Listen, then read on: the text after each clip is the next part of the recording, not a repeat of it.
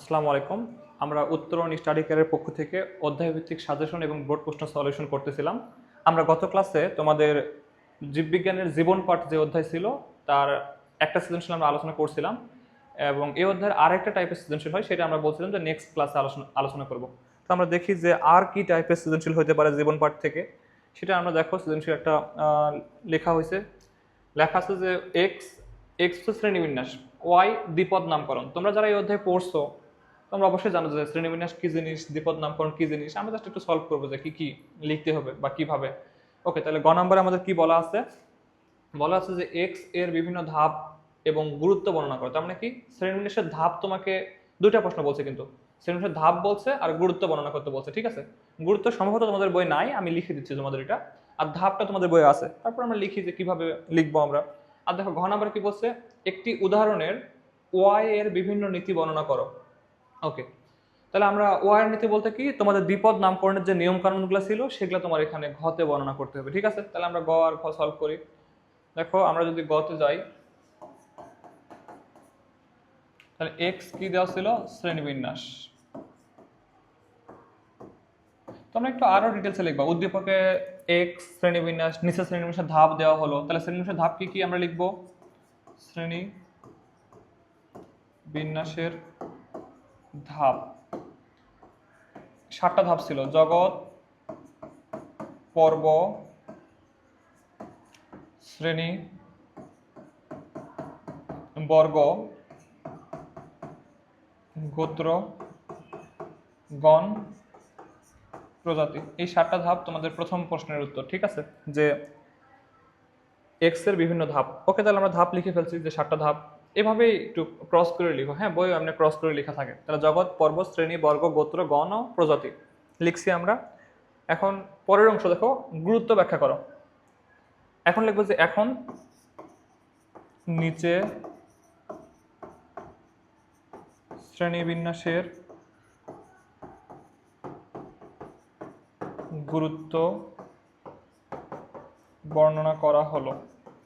তাহলে তোমরা একটু গুরুত্বের মধ্যে, তোমাদের বই নাই, আমি একটু লিখে দিচ্ছি আর বুঝাই দিচ্ছি যে গুরুত্ব বলতে কি বুঝাই। হ্যাঁ, তাহলে প্রথম যে গুরুত্ব, এটা তোমরা জানো, না থাকলেও তোমরা এই ব্যাপারটা জানো যে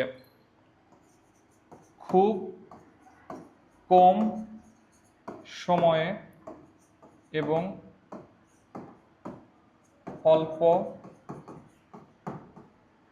পরিশ্রমে জীবজগৎ সম্পর্কে ধারণা পাওয়া যায়। দেখো এই পয়েন্টে কি বলা হয়েছে, যে তুমি খুব কম সময়ে এবং অল্প পরিশ্রমে জগৎ সম্পর্কে ধারণা পাবা। হ্যাঁ, ধরে নাও পৃথিবীতে কত কত জীব আছে তোমার আইডিয়ার বাহিরে, এত লাখ লাখ প্রজাতি আছে। ঠিক আছে, পৃথিবীতে তোমার প্রায় 2,70,000 তোমার উদ্ভিদের প্রজাতি আছে, প্রায় 15 লক্ষের বেশি প্রাণীর প্রজাতি আছে। এগুলো তোমাদের বিষয়বস্তু না, জাস্ট আমি আইডিয়া দিলাম যে 15 লক্ষ প্রাণীর প্রজাতি। তুমি যদি প্রতিদিন একটা করে প্রাণী পড়ো তাহলে তোমার জীবন দশা শেষ হয়ে যাবে, তাও তুমি প্রাণী জগৎ সম্পর্কে জানতে পারবে না। ঠিক আছে, কিন্তু দেখো আমরা এটা কি করলাম, এই 15 লক্ষ প্রাণী, 2,70,000 যে উদ্ভিদ, এগুলোকে আমরা কি করলাম, মাত্র 5টা রাজ্যে ভাগ করছি। এখন ধরো একজন অনেক বেশি অলস, তার কি হতে পারে, সর্বোচ্চ ধরো 5টা রাজ্য 5 মাস লাগতে পারে। একজন একটু বেশি ভালো পড়াশোনা করে, তার 5টা রাজ্য 5 সপ্তাহ লাগতে পারে। একজন আরো ভালো পড়াশোনা করে, 5টা রাজ্য 5 দিন লাগতে পারে। জাস্ট দেখো, আরেকজন যে আরো ভালো পড়াশোনা করে একদিনে সেই 5টা রাজ্য সম্পর্কে ধারণা লাভ করতে পারে। ঠিক আছে, দেখো তাহলে যেই 15 লাখ প্রাণী প্রজাতি আর 2,70,000 উদ্ভিদ প্রজাতি, আমরা যে প্রতিদিন একটা করে পড়তাম আমার জীবন শেষ হয়ে যেত, তা আমি শেষ করতে পারতাম না। কিন্তু এই রাজ্যে ভাগ করার ফলে কি সুবিধা হয়েছে, জাস্ট অল্প কয়দিনে আমি সকল রাজ্য, আর সকল রাজ্য পড়লে তুমি সকল জীবজগৎ সম্পর্কে ধারণা পাচ্ছ। ঠিক আছে, তাহলে দেখো যে এই যে জিনিসটা তুমি তোমার জীবন দশায় পড়ে শেষ করতে পারতা না, সেটা তুমি জাস্ট অল্প সময়ে 2-4 দিনে পুরা জীবজগৎ সম্পর্কে ধারণা পাচ্ছ। এই কথাটাই বলা হয়েছে যে খুব কম সময়ে এবং অল্প পরিশ্রমে জীবজগৎ সম্পর্কে ধারণা পাওয়া যায়। ওকে, 2 নাম্বারটা দেখো, জীবজগতের জীবজগতের পারস্পরিক সম্পর্ক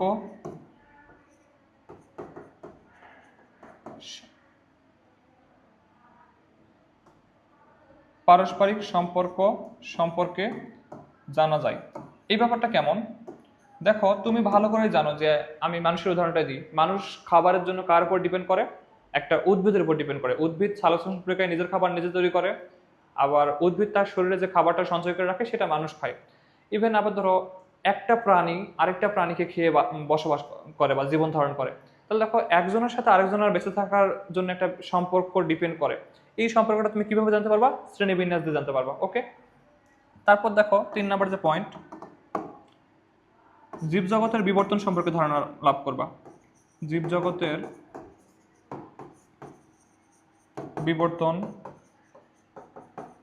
সম্পর্কে ধারণা লাভ করা যায়। এখন বিবর্তন বিষয়টা কি জিনিস? আমি যদি সিম্পলি ভাষায় বলি বিবর্তন বলতে কি বোঝায়, যে একটা প্রাণী পরিবর্তিত হচ্ছে, ব্যাপারটাই বিবর্তন, ঠিক আছে? বা একটা প্রাণী পরিবর্তন হয়ে হয়ে নতুন কোনো বৈশিষ্ট্য সম্পন্ন হচ্ছে, এটাই হচ্ছে বিবর্তন। ওকে, এখন দেখো তুমি 5টা রাজ্য পড়ছো, মনেরা, প্রোটিস্টা, তারপর ফানজাই, প্লান্টি, অ্যানিমিলিয়া। দেখো তুমি যদি একদম 1 নাম্বার রাজ্যের দিকে দেখো, একটা ব্যাকটেরিয়া খুবই অনুন্নত, পরের দিকে দেখো প্রোটিস্টা, অ্যামিবা একটু উন্নত, তারপরের দিকে দেখো ফানজাই বা ব্যাঙের ছাতা একটু উন্নত, তারপর দেখো তুমি 4 নম্বরে দেখো প্লান্টি, আম গাছ, জাম গাছ আরো উন্নত, তারপর দেখো মানুষ, অ্যানিমিলিয়া 5 নম্বর আরো বেশি উন্নত। তো দেখো একটা প্রাণী অনুন্নত থেকে পরিবর্তন হয়ে হয়ে হয়ে হয়ে কিভাবে উন্নত হওয়া শুরু করছে, এই ব্যাপারটা হচ্ছে বিবর্তন। এটা আমরা কিভাবে জানতে পারি? এই যে প্রাণী শ্রেণীবিন্যাস, যে আমরা ওইভাবেই ভাগ করছে কিভাবে বিবর্তন হয়, বুঝছো? তাহলে বিবর্তন সম্পর্কে আমরা ধারণা লাভ করতে পারি। আর একটা বলি যে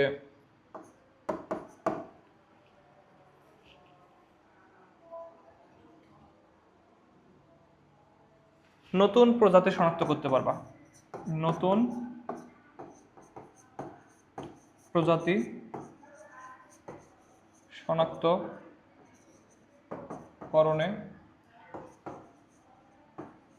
সাহায্য করে। এই ব্যাপারটা কেমন? তুমি শ্রেণীবিন্যাস যে ব্যাপারটা, এর মধ্যে তুমি পৃথিবীতে যত প্রাণী আছে সবগুলাকে তোমার কি করা হয়েছে, একটা বিশাল বই আছে, ধরো এনসাইক্লোপিডিয়া টাইপের একটা বই, যে বইয়ে যতগুলো প্রজাতি পৃথিবীতে পাওয়া গেছে সবগুলাকে ওই বইয়ের মধ্যে লিখে রাখা হয়েছে, এই প্রজাতি এমন, এই প্রজাতি এমন, সবগুলো লিখে রাখা হয়েছে, ঠিক আছে? তাহলে দেখো তুমি যদি একটা প্রাণী পাও যেই প্রাণীটা ওই বইয়ের মধ্যে লেখা নাই, মানে ওই শ্রেণীবিন্যাসের বই লেখা নাই, তার মানে কি তোমার প্রাণীটা নতুন প্রজাতি, ঠিক আছে? তাহলে শ্রেণীবিন্যাসের বই লেখা ছিল বলে তোমার নতুন প্রাণীটা তুমি আলাদা করে বলতে পারতেছো যে না এটা নতুন প্রাণী। ওকে, তাহলে এই কথাটাই বলা হয়েছে যে নতুন প্রজাতি শনাক্তকরণে সাহায্য করে, ঠিক আছে? মোটামুটি তোমরা যদি গ নম্বরে প্রথমে যেটুকু বললাম যে আমরা হচ্ছে এইটুকু ব্যাখ্যা করবো, দেন আমরা গুরুত্ব লিখে 4টা পয়েন্ট লিখছি, এইটুকু লিখলে আমাদের গ নম্বর শেষ হয়ে যায়। তাহলে আসলে আমরা একটু গ নম্বর প্রশ্নটা আরেকবার দেখি। কি লেখা আছে? একটি উদাহরণের ওয়াই এর বিভিন্ন নীতি বর্ণনা করো। ওয়াই মানে কি? দ্বিপদ নামকরণ। তাহলে এক কথায় দ্বিপদ নামকরণের নিয়ম ব্যাখ্যা করতে বলছে আমাকে, কিন্তু একটা কথা বলে দিছে যে একটি উদাহরণে, তার মানে আমাকে অবশ্যই একটা উদাহরণ দিতে হবে। তুমি যে কোনো একটা প্রাণী নিতে পারো, তুমি মানুষকে নিতে পারো, বা তুমি ধরো হচ্ছে আচ্ছা তুমি মানুষকে নিতে পারো, বা তুমি অন্য যে কোনো প্রাণী, তোমার প্রাণীর অভাব নেই, তুমি ধরো মানুষকে মানুষের সাইন্টিফিক নাম কি? Homo sapiens.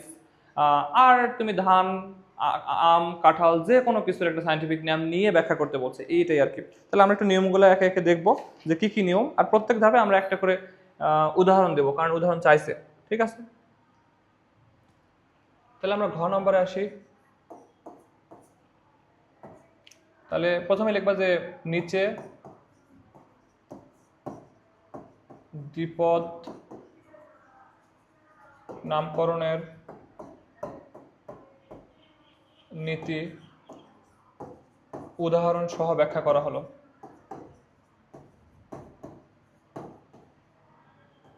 ব্যাখ্যা করা হলো। তাহলে তুমি একটা করে নীতি বা একটা করে নিয়ম দিবা দ্বিপদ নামকরণের, আর একটা করে উদাহরণ দিবা, বা তুমি একই উদাহরণ বারবার দিতে পারো। বারবার একই উদাহরণ দেওয়ার থেকে তুমি যে প্রত্যেক লাইনে একটা ভিন্ন ভিন্ন উদাহরণ দাও, তাহলে তোমার জন্য এটা বেশি ভালো হয়, ঠিক আছে? তাহলে প্রথমেই আমরা যে ব্যাপারটা জানি যে 1 নম্বর যে নিয়ম, দ্বিপদ নামকরণ ল্যাটিন ভাষায় হতে হয়। এই ব্যাপারটা কেন, বা কেন ল্যাটিন ভাষায় তারা লিখতে বলছে সেটা একটু বলি। দেখো তুমি যদি ধরো তুমি মানুষকে কি হিসেবে জানো? সায়েন্টিফিক নেম অনুযায়ী হোমো স্যাপিয়েন্স হিসেবে জানো, তাই না? প্রথমটা গণ, পরেরটা প্রজাতি। তাহলে মানুষের গণ হচ্ছে হোমো, আর স্যাপিয়েন্স হচ্ছে প্রজাতি। এখন যে ব্যাপার, কেন একটা নির্দিষ্ট ভাষা ফিক্সড করে দেওয়া হয়েছে, ল্যাটিন ভাষা কেন বলা হয়েছে? তুমি যদি মানুষের ক্ষেত্রে শুধুমাত্র মানুষ এই ওয়ার্ডটার তুমি যদি পৃথিবীতে কিন্তু ভাষার অভাব নেই, এত হাজার হাজার ভাষা আছে। দেখো, মানুষকে বাংলায় মানুষ বলা হয়, ইংরেজিতে তুমি ম্যান বলো, আবার ইংরেজিতে হিউম্যান বলা যায়, আবার তুমি দেখো হিন্দিতে আদমি বলে। তাহলে এরকম বহুত ভাষা আছে, এক মানুষকে আমরা হাজার হাজার ভাষায় চিনি। তার থেকে তারা কি করলো, একটা ভাষা ফিক্স করে দিল, সেই ভাষায় আমরা যদি লিখি, তাহলে দুনিয়ার দেখো, আমি যদি আমাকে বাংলাদেশে মানুষ বলি, তাহলে মানুষকে মানুষ বুঝবে, মানুষ এটা মানুষ বুঝাচ্ছে। আমি যদি আফ্রিকায় যাই বলি মানুষ মানুষ, তুমি সারাদিন বলো, কেউ কখনো বুঝবে না। কিন্তু তুমি যে আফ্রিকায় গিয়ে এই ফিক্সড ল্যাটিন ভাষায় বলো যে হোমোস্যাপিয়েন্স হোমোস্যাপিয়েন্স, তাহলে ওরা বুঝবে যে না, তুমি মানুষকে বোঝাচ্ছ। ঠিক আছে, তো এই জন্যই একটা নির্দিষ্ট ভাষা ফিক্স করে দেওয়া হয়েছে। তাহলে প্রথম নিয়মটা এটা যে ল্যাটিন ভাষায় হতে হবে। তাহলে একটা এক্সাম্পল দিবা, মানুষেরটাই দিই, হোমো, SAPIENS। অবশ্যই হাতের লেখার ক্ষেত্রে নিচে একটা করে টান দিতে হবে। ওকে, এটা হচ্ছে গণ, পরেরটা প্রজাতি। তারপর তুমি আসলে 2 নম্বর যে নিয়ম, 2 নম্বর যে নিয়মটা তোমাদের হচ্ছে কি হতে হবে, যে যে নামকরণের, দ্বিপদ নামকরণের প্রথম অংশ গণ এবং পরের অংশ প্রজাতি হয়। এটা বারবার তোমাদের বলতেছি যে সায়েন্টিফিক নেমের প্রথম অংশ কি হবে, গণ হবে, পরের অংশ প্রজাতি হবে। ঠিক আছে, প্রজাতি হয়। তাহলে এখন আরেকটা এক্সাম্পল দাও, বারবার একই এক্সাম্পল দাও, ব্যাপারটা কেমন না? তুমি ধরো তুমি ধানের ক্ষেত্রে দিতে পারো অরাইজা সারি পাবা, কাতলা মাছের ক্ষেত্রে কাতলা কাতলা কাতলা কাতলা, এটা হচ্ছে কাতলা মাছের বৈজ্ঞানিক নাম। ঠিক আছে, কাতলা মাছ। এখানে একটু লিখে দাও, এটা হচ্ছে গণ, এটা হচ্ছে প্রজাতি। ওকে, তাহলে তোমার দেখো 2 নম্বর নিয়মটা লেখা শেষ। এখন হচ্ছে 3 নম্বর যে নিয়ম, তুমি যখন হাতে লেখার ক্ষেত্রে তুমি যখন হচ্ছে একটা সায়েন্টিফিক নাম লিখবা, অবশ্যই সেই নামের নিচে কি করতে হবে, আলাদা করে টান দিতে হবে, অথবা ইতালিক ফর্মে লিখতে হবে। ঠিক আছে, ইতালিক ফর্ম বলতে কি, তোমরা জানো এটা, লেখাটা একটু বাঁকা বাঁকা করে লেখা। ব্যাপারটা কেমন, ধরো আমি একটু লিখে দেখাই, যদি আমি হোমোস্যাপিয়েন্স এমনি লিখবো, হোমো, এই এই বাঁকা বাঁকা লেখাটাই হচ্ছে তোমার, তখন আর টান দিতে হবে না। এই বাঁকা করে লেখাটাই হচ্ছে ইতালিক। ইতালিক মানে বাঁকানো লেখা। ঠিক আছে, তাহলে তুমি যদি হচ্ছে হাতে লেখো, তাহলে তোমার কি করতে হবে, অবশ্যই বাঁকা করে লিখতে হবে। ঠিক আছে, নামগুলা। অথবা যদি বাঁকা করে না লেখো, সোজা করে লেখো, তাহলে কি করতে হবে, নিচে টান দিতে হবে। এটাই 3 নম্বর নিয়ম, যে হাতে লেখার ক্ষেত্রে দ্বিপদ নামকরণ, হাতে লেখার ক্ষেত্রে গণ এবং প্রজাতির নিচে আলাদা করে দাগ দিতে হবে বা ইটালিক অক্ষরে লিখতে হবে। ঠিক আছে, ইটালিক অক্ষরে লিখতে হবে। তাহলে আমরা এক্সাম্পল দিই। এক্সাম্পল কেমন দিব, জাস্ট দুটো এক্সাম্পল দিব, একটা দাগ দিয়ে দেখাবো, একটা আমরা ইতালিক ফর্মে দেখাবো। তাহলে দাগ দিয়ে আমরা কেমন দেখাবো, জাস্ট আরেকটা এক্সাম্পল নিই, ধানের ক্ষেত্রে নিই, অরাইজা স্যাটিভা। ঠিক আছে, ধানের ক্ষেত্রে অরাইজা স্যাটিভা। আর এটাকে আমরা ইতালিক ফর্মে দেখাই, ইতালিক অক্ষরে লেখালে আমরা কেমন দেখাবো,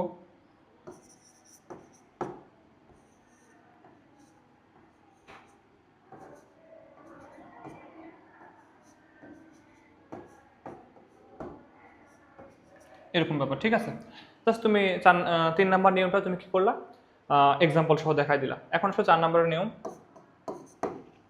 4 নম্বর যে নিয়মটা তোমাদের, তুমি দেখো যে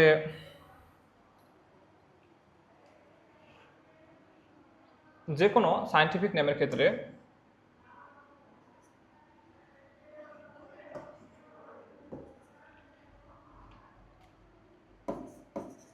দ্বিপদ নামকরণের ক্ষেত্রে শুধুমাত্র প্রথম অক্ষর বড় হাতের হবে, প্রথম অক্ষর বড় হাতের হবে,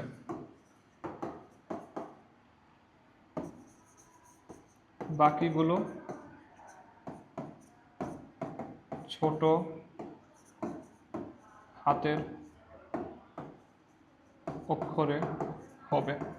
ওকে, এটুকু লিখবা। তাহলে আমরা একটা এক্সাম্পল দিই, ধরো তুমি যদি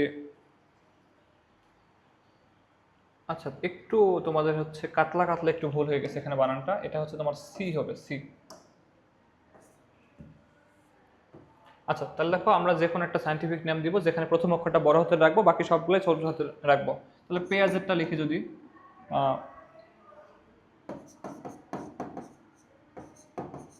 অলিয়াম সিপা, ঠিক আছে, পেঁয়াজের সাইন্টিফিক নেম হচ্ছে অলিয়াম সিপা। তাহলে এটা বড় হাতের রাখবো, বাকি সব ছোট হাতের রাখবো, ঠিক আছে।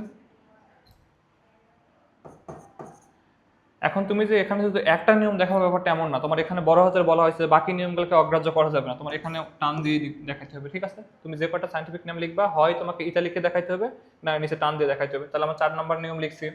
এখন ধরো 5 নম্বর যে নিয়ম, 5 নম্বর নিয়মের ক্ষেত্রে যে দ্বিপদ নামকরণ অনন্য হতে হয়। দ্বিপদ নামকরণ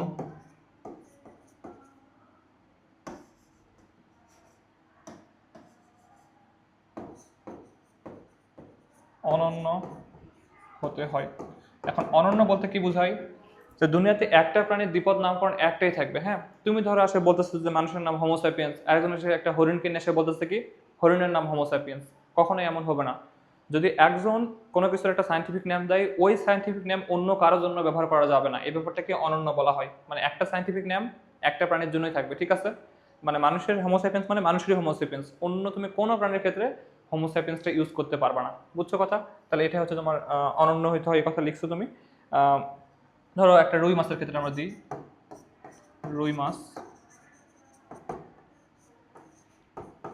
ল্যাবিও রোহিটা। ওকে, তাহলে এই ল্যাবিও রোহিটা যে রুই মাছের ক্ষেত্রে, দুনিয়ার আর কারো ক্ষেত্রে ল্যাবিও রোহিটা তুমি ইউজ করতে পারবে না, ঠিক আছে। তাহলে আমরা কয়টা নিয়ম লিখছি, 5টা নিয়ম লিখছি, আর দু একটা হয়তো লিখে শেষ করে দিব। একটা ইম্পর্টেন্ট নিয়ম আছে, সেটা একটু বলি তোমাদের। এই নিয়মটা কেমন, যে অগ্রাধিকার আইন, নিয়মের নামটাই ব্যাপারটা এমন, অগ্রাধিকার আইন। এটা আবার কেমন,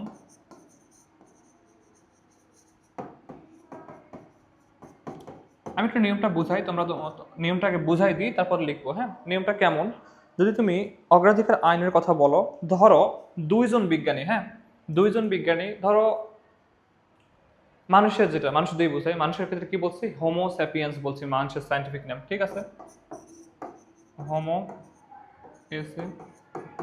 তাহলে মানুষের সাইন্টিফিক নেম কি বলছি, হোমো স্যাপিয়েন্স। এটা মেইনলি তোমরা জানো যে ক্যারোলাস লিনিয়াস দিছিল। এখন অগ্রাধিকার আইনটা কি জিনিস, ধরে নাও ক্যারোলাস লিনিয়াস, আমার সালটা এই মুহূর্তে মনে নেই, তুমি ধরে নাও এই ধরো হচ্ছে সে 1800 সাল দিছে, এটা ধরে নাও। হ্যাঁ, আরেকজন বিজ্ঞানী আসলো, সে 1850 সালে এসে মানুষের বৈজ্ঞানিক নামকে কি বললো, যে অন্য একটা কোনো নাম দিল। ধরো এই যে রুই মাছের যে নামটা, এটা বলছে কি এটা মানুষ। দেখো, তাহলে প্রথমে কি বলছিল, এটা মানুষ বলছিল 1850 সালে কোন একজন বিজ্ঞানী। তার 50 বছর পর আরেকজন বিজ্ঞানী সে বললো কি, যে না, মানুষের সাইন্টিফিক নাম ল্যাবিও রোহিটা, যদি এটা না আমি জাস্ট ধরে নিতে বলছি। তাহলে এই যে একটা কনফিউশন তৈরি হলো না, যে আমরা কোনটাকে গ্রহণ করব। এই ক্ষেত্রে আমরা কোনটাকে গ্রহণ করব, যেই বিজ্ঞানের নামটা আগে দিয়েছিল। তাহলে 1800 সাল অবশ্যই 50 বছর আগে, বা একদিন আগে দিলেও যে আগে দিবে তারটা গ্রহণ হবে। তাহলে এই যে বিজ্ঞানীটা হোমো স্যাপিয়েন্স আগে দিয়েছিল, তাহলে আমরা এটাকে গ্রহণ না করে কোনটাকে গ্রহণ করব, মানুষের সাইন্টিফিক নেম হিসেবে হোমো স্যাপিয়েন্সকে গ্রহণ করব, ঠিক আছে। এই ব্যাপারটাকে বলা হয় অগ্রাধিকার আইন, বুঝছো। মানে এক কথা জানি কোনো নামকরণ নিয়ে জানি কোনো একাধিক নামকরণ না থাকে, এই জন্যই অগ্রাধিকার আইনটা পাশ করা হয়েছে, বুঝছো। তাহলে আমরা অগ্রাধিকার আইনে কি লিখবো,